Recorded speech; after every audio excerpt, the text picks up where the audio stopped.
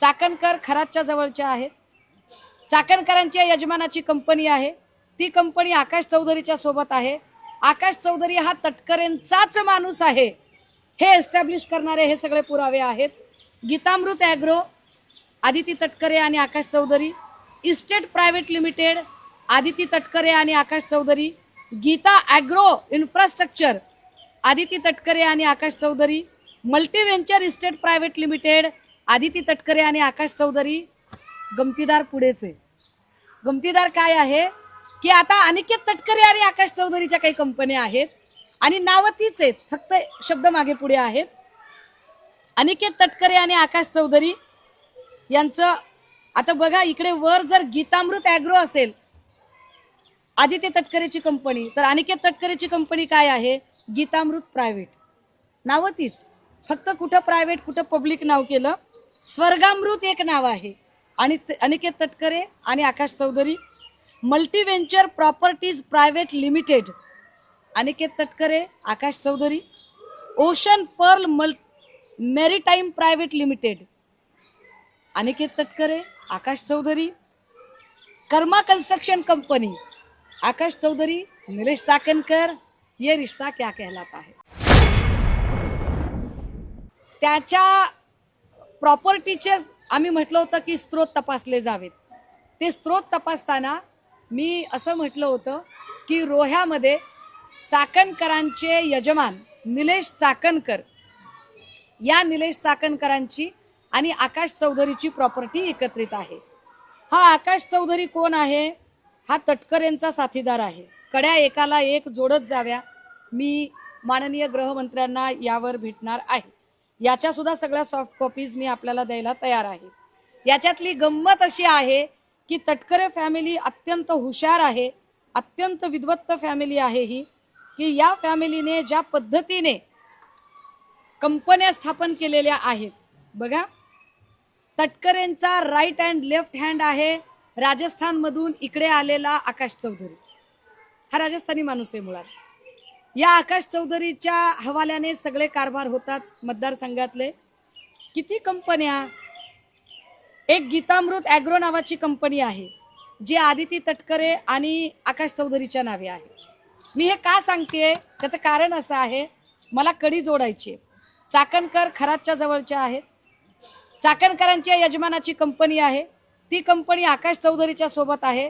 आकाश चौधरी हा तटकरेंचाच माणूस आहे हे एस्टॅब्लिश करणारे हे सगळे पुरावे आहेत।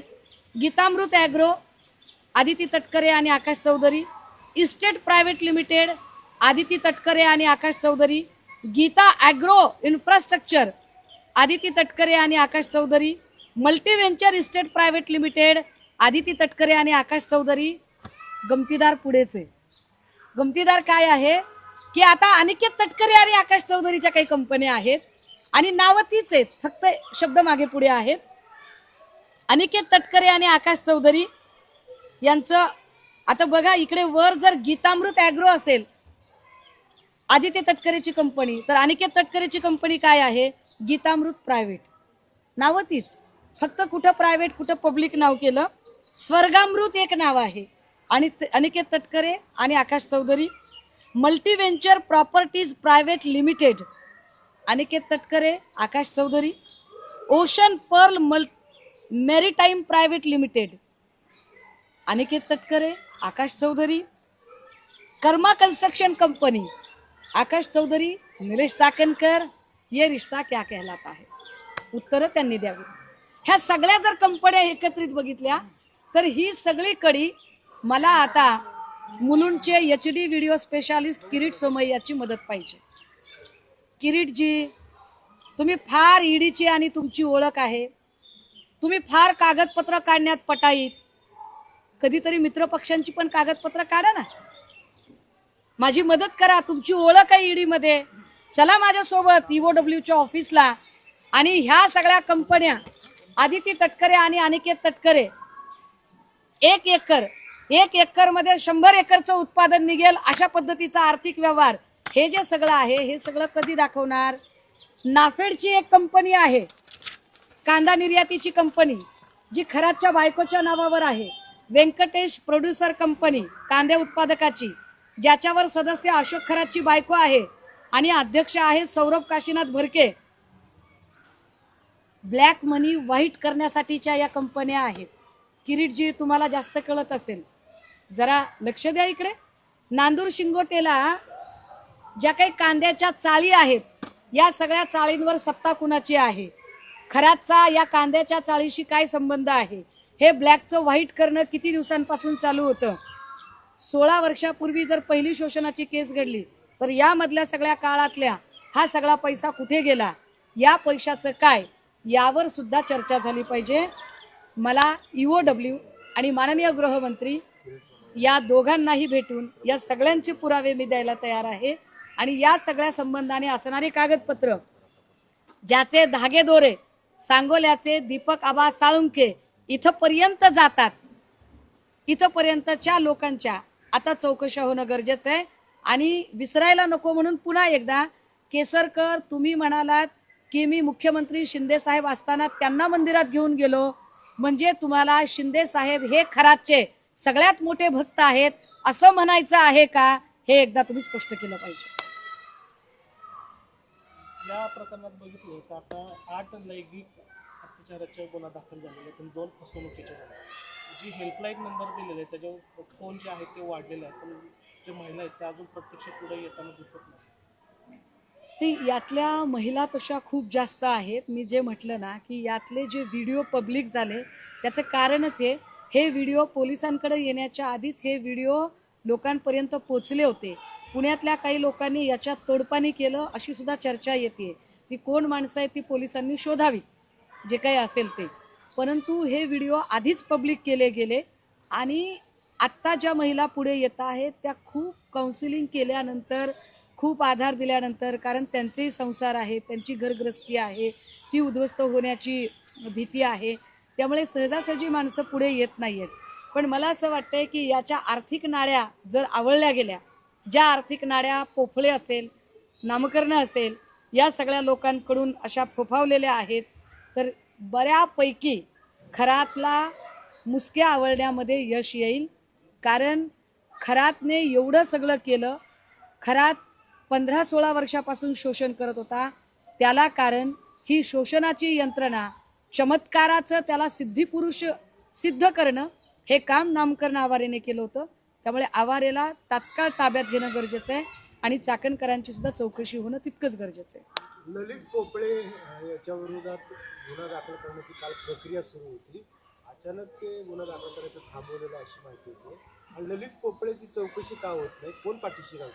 नाही, म्हणूनच मी म्हटलं की ज्या अर्थी अजूनही चाकणकरांचे एवढे रिलेशन पुढे आल्यानंतरही चाकणकरांची चौकशी होत नाही, चाकणकरांना बोलावलं जात नाही, ललित पोपळेवरचा गुन्हा दाखल होता होता थांबतो, किंवा या ज्या काही प्रक्रिया आहेत, किंवा समन्स तोंडी देणं हा तर प्रकार मी पहिल्यांदाच ऐकला की तोंडी समन्स वगैरे, हे जे काही सगळं आहे, आमच्या आता माननीय मुख्यमंत्र्यांना स्पष्ट प्रश्न आहे.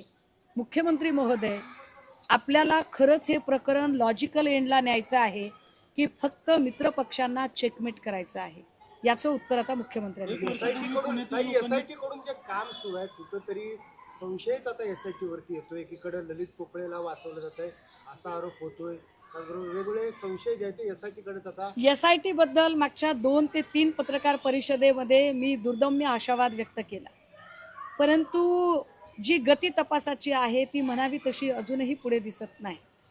एसआयटी ज्या कामासाठी, आणि जर एसआयटीला असं वाटत असेल की महिला लैंगिक शोषण एवढाच माझी व्याप्ती आहे आणि त्याच्या पुढे मला अजून काम करणं शक्य नाही, कारण हेच खूप मोठ्या जास्त केस आहेत, तर याच्यामध्ये CIDचा नक्की प्रवेश झाला पाहिजे आणि CIDने ही केस आपल्या हातात घेतली पाहिजे. 1 वर्षापूर्वी पुण्यातील काही लोकांनी या प्रकरणात तडजोड केली असं बोलता बोलता तुम्ही म्हणाला, नेमकी कुणीही तडजोड केली, कशी तडजोड ती झाली? कुणी तडजोड केली हे मला वाटतंय नाशिकचे पोलीस अधिकारी जास्त चांगलं सांगू शकतील. त्या नाशिकच्या पोलीस अधिकाऱ्यांचं नाव मी ऑलरेडी एसआयटीला लेखी पद्धतीने कळवलेलं आहे. म्हणजे पोलीस पण सहभागी आहेत का या याच्यामध्ये अत्यंत वरिष्ठ स्तरावरचे पोलीस अधिकारी सहभागी आहेत.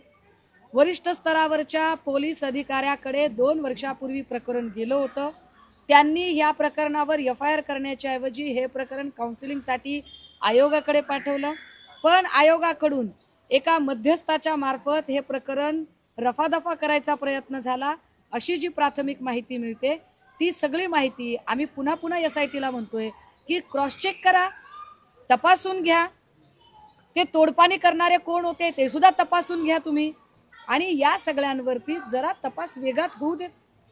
कारण अजूनही चाकणकरां ज्या पद्धतीने म्हणजे त्या पोलिसांच्या समोर हजर झाल्या नाहीत की पोलिसांनी त्यांना बोलावलं नाही, ही गोष्ट जे गौडबंगाल आहे ते अजूनही आम्हाला कळलेलं नाही.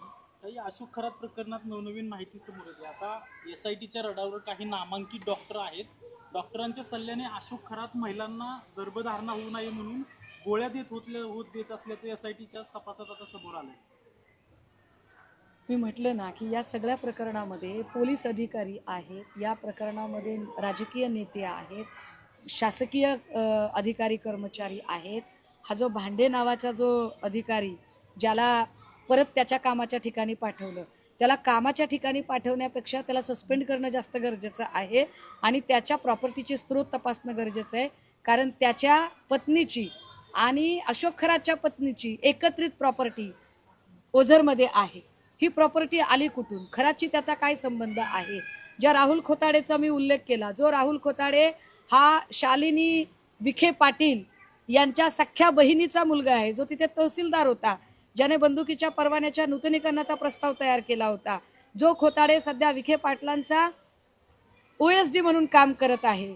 हे सगळे वेगवेगळ्या स्तरावरचे जे शासकीय अधिकारी कर्मचारी आहेत, या सगळ्यांनी मिळून खरातला पोचलेला आहे आणि या सगळ्यांची चौकशी होणं गरजेचं आहे. घरातले रिंग रोडच्या ज्या जागा घेतल्या होत्या 4-5 पटीने घेतली त्या जागा घेण्यासाठी अधिकारी आणि राजकीय नेते सुद्धा त्याला सोडतात.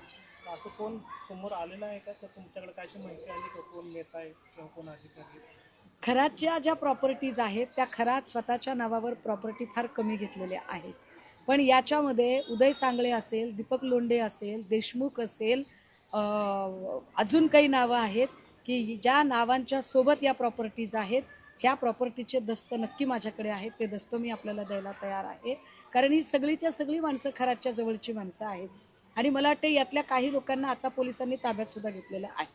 पण तरीसुद्धा काही लोकांची चौकशी होणं अजूनही बाकी आहे. सृष्टी खरातला ज्या गिफ्ट डीड आल्या, सृष्टी खरात म्हणजे अशोक खरातांची मुलगी, या सृष्टी खरातला ज्या गिफ्ट डीड आलेल्या आहेत, या गिफ्ट डीड कुणाकुणाकडून आल्या आणि त्या कोणत्या कारणामुळे गिफ्ट डीड केल्या त्याची सुद्धा चौकशी झाली पाहिजे. कारण हा गिफ्ट डीड करण्याचं कारण काय, का बक्षीसपत्र केली तिच्या नावाने, 30-30, 40-40 लाखाची, 60-60 लाखाची प्रॉपर्टी असंच कुणी कुणाला गिफ्ट डीड करू शकत नाही. त्यामुळे ह्या कुठल्या राजकीय नेत्यांच्या सांगण्यावरून झाल्या का, अधिकाऱ्यांच्या सांगण्यावरून झाल्या का, हे सुद्धा पुढे आलं पाहिजे. या सगळ्या संबंधाने मला आश्चर्य वाटते. एरवी आपल्याकडे जरा काही झालं की लोक मेणबत्त्या घेऊन रस्त्यावर उतरतात. महाराष्ट्रात कोणीच याच्यावरती काहीच बोलत नाही. हे फार कमालीचं आहे. कोण म्हणजे कुणी कुणी हात ओले करून घेतलेत आणि कोण कोण या सगळ्या याच्यामध्ये सहभागी आहे, ह्या सगळ्याच गोष्टी आता पुढे आल्या पाहिजे. काही जर बघितलं तर एक पत्रिका देखील समोर होती अर्थातच खरातच्या मुलीची. त्यामध्ये जर प्रमुख पाहुणे बघितलं तर उपमुख्यमंत्री एकनाथ शिंदे, चाकणकर, दीपक केसरकर, नार्वेकर यांचा देखील नावाचा उल्लेख आहे. आपण जी पत्रिका मला पाठवली ती पत्रिका निश्चितपणे की एकीकडे त्या म्हणतात की माझा 5-6 वर्षापासून संबंध नाही, पण अगदी 1-1.5 वर्षापूर्वीपर्यंतचे सगळे गोष्टी पुढे येत आहेत, ज्याच्यामध्ये की त्याच्या लग्नपत्रिकेमध्ये प्रमुख पाहुण्यांमध्ये आशिष शेलार दिसतात. आता शेलारांनी सांगितलं पाहिजे. तसं तर म्हणजे आशिष कुरेशी साहेब तिकडे जातील का हिंदू मंदिरामध्ये, तोही खरा प्रश्नच आहे म्हणा चर्चेचा. पण आशिष कुरेशी साहेबांचं नाव त्या पत्रिकेमध्ये दिसतंय, तर त्यांनी सुद्धा ते सांगितलं गेलं पाहिजे. दुसरी गोष्ट की चाकणकर त्या लग्नपत्रिकेवर आहेत. ह्या सगळ्या लोकांनी, कारण ग्लोरी जी वाढत गेली खराची, ती ग्लोरी वाढवण्याला हे सगळे लोक कारणीभूत आहेत. त्याच्या चौकशी नार्वेकरांना मी ते विचारून घेतलं तर नार्वेकरांचं म्हणणं आहे की पत्रिकेवर नाव होतं, मात्र मी गेलो नाही. नार्वेकर असं म्हणतात की 19 वर्षापूर्वी मी गेलो होतो, पण तरीही जर पोलिसांना काही माहिती हवी असेल आणि गरज वाटत असेल तर बिलकुल त्यांनी नार्वेकरांना पण चौकशीला बोलवावं, काही हरकत नाही.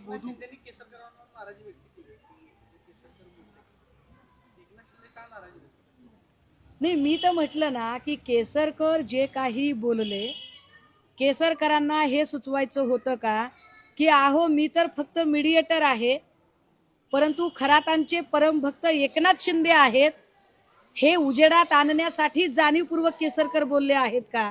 केसरकर ठरवून एकनाथ शिंदेंना खरातांचा सगळ्यात मोठा वरदहस्त असणारा नेता हे सांगू पाहतायत का, हे आता केसरकरांनी स्पष्ट केलं पाहिजे. बळीचा बकरा केला जातो असंही त्यांनी शब्द वापरले. कोण बळीचा बकरा करतय? त्यांना काय संबंध आहे बळीचा बकरा करण्याचं? इकडे काहीतरी मला वाटतंय त्या गोरेबाई पण म्हणाल्या की मला विनाकारण मध्ये आणलं जाते. कुठल्या खात्याच्या मंत्री त्यांना होणार होत्या? कुठला आत्मविश्वास होता त्यांना की मी मंत्री होणारच होते? तुम्हाला काही सटरफटर खात्याचं मंत्रीपद मिळणार होतं काय? कशामुळे मंत्रीपद देतील त्यांना? अख्खी पुण्याची शिवसेना ज्यांनी विकून खाल्ली त्यांना का लोक मंत्री करतील? पण असो, मला हा विषय याच्यावरचा फोकस हलवायचा नाही. हा भोदू बाबा डोर टू डोअर व्हिजिटला जायचा आणि डोर टू डोअर व्हिजिटसाठी 5 लाख रुपये घ्यायचा ताई. आणि अमावस्या आणि पौर्णिमाला मोठे उद्योगपती बड्या महागड्या गाड्या त्याला सोबत घेऊन जायसाठी यायच्या. तुम्ही नुसत्या गाड्या म्हणताय. हेमंत गोडसे लोकसभेच्या वेळेला हेमंत गोडसेंना उमेदवारी मिळत नव्हती. हेमंत गोडसेंनी आपल्याला उमेदवारी मिळावी म्हणून खरातला प्रायव्हेट चार्टरने अमित शहा यांच्याकडे घेऊन गेलेला आहे आणि त्याचे सगळे ती माहिती आता पुढे येत आहे. त्यामुळे जे केसरकर जे म्हणतायत की अनेक लोक होते, तर केसरकरांना स्वतःच्याच पक्षातल्या अनेक लोकांना केसरकरांनीच आता स्वतःहून रडारवर आणलेलं आहे. कारण केसरकर म्हटल्यानंतरच आम्ही त्या दिशेने जरा माहिती घेण्याचा प्रयत्न केला. ज्या माहितीत आम्हाला असं कळलं की जो अमित शहा आणि खरात याचा जो फोटो दिसत आहे हा फोटो त्याच वेळचा आहे जेव्हा हेमंत गोडसेने खरातांना तिकडे नेलेलं होतं. शिक्षण क्षेत्रात देखील याचा दबदबा होता का अशी एक चर्चा सुरू आहे. कारण शालार्थ आयडी घोटाळ्याचा जो विषय आहे त्या मंत्री असताना त्याच्या खरातच्या भावाला शालार्थ आयडी मिळालेला आहे. एक्झॅक्टली शालार्थ आयडी घोटाळ्याचा जो विषय आहे या विषयाशी संबंधित इवन दो अनेक शाळा ज्यांची पटसंख्या कमी झाली आहे पण मान्यता रद्द होईल का अशी भीती आहे, अशा शाळा वाचवण्यासाठी सुद्धा अनेक संस्था चालक खरातच्या माध्यमातून केसरकरच्या संपर्कात येत होते अशी माहिती पुढे येते. त्यामुळे त्या सगळे संस्था चालक त्या सगळ्या शाळा यांची सुद्धा चौकशी नक्की झाली पाहिजे. शालार्थ आयडी घोटाळ्यात खरातच्या सख्या भावाला जो शालार्थ आयडी मिळाला तो कसा मिळाला, कोणत्या आधारावर मिळाला याची सुद्धा चौकशी झाली पाहिजे. ताई, सातारा जिल्हा परिषदेच्या अध्यक्ष निवडीवेळी जो काही राडा झाला होता त्याच्यानंतर विधानसभेत त्याचे पडसाद उमटल्याचं आपल्याला पाहायला मिळत होतं. आता एकनाथ शिंदेंना कुठंतरी थोडंसं नाराजी दूर करण्यासाठी तुषार दोशींना सक्तीच्या रजेवर पाठवले, तर दुसरीकडे मुंबईच्या आयुक्तपदी भिडेंना बसवण्याचं सुरू झालंय. असं मुळात तुषार दोशीच्या निलंबनाचा जो आदेश काढला होता तो आदेशच इतका चुकीच्या पद्धतीने निघालेला आहे. नीलम गोरे स्वतःला कितीही विद्वान समजत असल्या तरी जी गोष्ट आपल्या अधिकार क्षेत्रात नाही त्या गोष्टीवर त्यांनी ती कृती करायचा प्रयत्न केला. तुषार दोशींचं निलंबनच करायचं होतं तर ते निलंबन फलटण संपदा मुंडे प्रकरणामध्ये ज्या पद्धतीने त्यांनी चाकणकरांना बोलायची संधी दिली, प्रेस घ्यायची संधी दिली, तिथेच दोषी चुकलेले होते आणि तिथेच दोषींना बिलकुल त्यावेळेला त्यांचं निलंबन करता येऊ शकत होतं. किंवा जिथे तुषार दोशींनी सातारा प्रकरणामध्ये तो प्रकाश शिंदे या शिंदेचा भाऊ नाही अशी तद्दन चुकीची माहिती देण्याचा प्रयत्न केला, तेव्हा सुद्धा तुषार दोशींची कार्यपद्धती ही बिलकुल पक्षपाती आहे हे स्पष्ट झालं होतं. परंतु नीलम गोरेंनी याच्यातल्या एकाही गोष्टीवर कॉग्निझन्स घेतला नाही. आता विधान परिषदेत वर्णी लागण्यासाठी स्वपक्षीय नेत्यांना खुश करण्यासाठी म्हणून त्यांनी निलंबनाचा आदेश देणं हे अतिशय चुकीचं होतं. या सगळ्यांच्या मध्ये आत्ता तुषार दोशीला सक्तीच्या रजेवर पाठवणं आणि भिडेंची आयुक्तपदी नियुक्ती करणं याच्यात मी वेगळं सांगायची काय गरज आहे. सूर्यप्रकाश इतकं स्वच्छ आहे की मुख्यमंत्री मित्र पक्षाला व्यवस्थित सेट करत आहेत. नीलम गोरे काल असं म्हणाले की माझ्या निरोपाच्या शेवटच्या भाषणामध्ये मुख्यमंत्र्यांनी माझा गौरव केला, एकनाथ शिंदेंनी गौरव केला म्हणून काही जणांच्या पोटात दुखतोय आणि महापालिकेमध्ये काही जणांना यश मिळालं नाही म्हणून तर हे एकत्र करत नाही. म्हणजे स्वतःच्याच पक्षामधल्या काही नेत्यांवरती तुम्ही अंकुश केलेलं पाहायला मिळालं. नीलम गोरेंचं हे सगळं प्रकरण जे आहे किंवा नीलम गोरे मंत्रिपदासाठी गेलेल्या होत्या हे सगळं नक्की कसं बाहेर आलं? नीलम गोरे या प्रचंड कर्मकांड करणाऱ्या आहेत हे वेगळं सांगायची गरज नाही. नीलम गोरे काल जे म्हणाल्या की आम्ही फार महिलांच्यासाठी काम करते, कोणतं काम केलं? खरातच्या प्रकरणात नीलम गोरेंनी किती पत्रकार परिषदा घेतल्या? मणिपूरच्या प्रकरणात नीलम गोरे कुठे होत्या? बदलापूरचं प्रकरण झालं तेव्हा नीलम गोरेंची भूमिका काय होती? परभणी पाथरीमधल्या सोनपेठमध्ये एका छोट्या बालिकेवर अत्याचार झाला त्यावर नीलम गोरेंची भूमिका काय होती? सासपडेमध्ये जे मुलीच्या बाबत झालं त्यावर नीलम गोरेंची भूमिका काय होती? त्यामुळे नीलम गोरेंनी उगाच मोठ्या मोठ्या गप्पा मारू नयेत. नीलम गोरे असं जर म्हणत असतील की महापालिकेत यश नाही मिळालं म्हणून, तर नीलम गोरेंचा आक्षेप कुणावर आहे? धंगेकरांवर की नाना भांगिरेवर? कुणाबद्दल त्या सांगू इच्छित आहेत? मुळात नीलम गोरेंच्या हातात या पुण्याची सत्ता मत्ता शिवसेनेने कायम दिली, पण नीलम गोरेंनी शिवसेनेशी प्रतारणा केली, शिवसेनेची बैमानी केली आणि ही इथली सगळी शिवसेना ही बापट सेना करून टाकली. हे एकदा त्यांनी जाहीरपणे याच्यावर बोलावं ना. ताई, अशोक खरातचं प्रकरण बाहेर आल्यानंतर पुण्यातून एक प्रकरण बाहेर आलं होतं. ऋषिकेश वैद्य नावाचा आरोपी आहे, पुण्यातील 35 वर्षीय महिलेवर अत्याचार केला. त्यांनी काल कोर्टाला अर्ज केला होता. कोर्टाने तो फेटाळला की पूजेचं साहित्य मागतोय, कोठडीत पूजा करायची. हा सगळा भामटेपणा आहे. वैद्य असेल की अजून कोणी असेल, जो न्याय खराताला लागतो तोच न्याय वैद्याला सुद्धा लागला पाहिजे. तुम्ही म्हणाले की महाराष्ट्रात काही कॅन्डल मोर्चे निघत नाहीत, महिलांचे लढते काम नाही. विरोधी पक्ष म्हणून तुम्ही काढणार आहात का? माझ्या पक्षाने बीडमध्ये या प्रकारचं आंदोलन झालं, नाशिकमध्ये या प्रकारचं आंदोलन झालं. माझ्या पक्षाकडून अगदी अमरावतीमध्ये आंदोलन झालं, चंद्रपूरमध्ये आंदोलन झालं. माझ्या पक्षाने जेवढं शक्य आहे तेवढा आम्ही आमचा आवाज उठवला आहे. इवन मला असं वाटतंय की काँग्रेसचंही आंदोलन पुण्यामध्ये झालेलं आहे. मात्र आमचा भाऊ देवा भाऊ असं म्हणून जे टॅटोधारी लोक बोलतात, तर त्यांच्या पक्षाच्या महिला आघाडीने काय केलं या सगळ्या संबंधाने, हे सुद्धा संशोधनाचा विषय आहे. रोहित पवार म्हणतायत की अशोक खरातचे जे प्रकरणाचे धागेदोगे आहेत काही नेत्यांपर्यंत पोहोचत आहेत, त्यामुळे त्याला भीती दाखवून आत्महत्या करायला लावली किंवा वेगळे काही घडवू नको. दुसऱ्या बाजूला अजित पवारांच्या विमान अपघातामध्ये व्ही.के. सिंग दोषी असताना सुद्धा व्ही.के. सिंगला वाचवलं जातं. अक्षय शिंदेचं एन्काउंटर झालं त्यावेळेलाही आम्ही हेच म्हटलं होतं की अक्षय शिंदेकडून खूप सारी सत्य बाहेर येता राहिली. आपटेच्या संस्थेत काय होत होतं आणि काय नाही ही सगळी सत्य अक्षय शिंदेच्या सोबत संपली. आता खरातकडून सुद्धा जे अनेक सत्य पुढे येणं बाकी आहे, ती सत्य यावी. ती सत्य दडवण्यासाठी कुणीही खराचा घातपात होता कामा नये, ही काळजी नक्की घेतली जावी असं मला वाटतंय. आणि या सगळ्या संबंधाने जी FIR आता 00 अंतर्गत इकडे येईल, या FIR वर आवश्यक ती सगळी, कारण खरातवरचा फोकस कितीही आता खरात प्रकरणावर फोकस असला तरी दादांच्या अपघाताची फाईल मात्र क्लोज होता कामा नये. दादांचा अपघात घातपात आहे की काय याची चौकशी झालीच पाहिजे.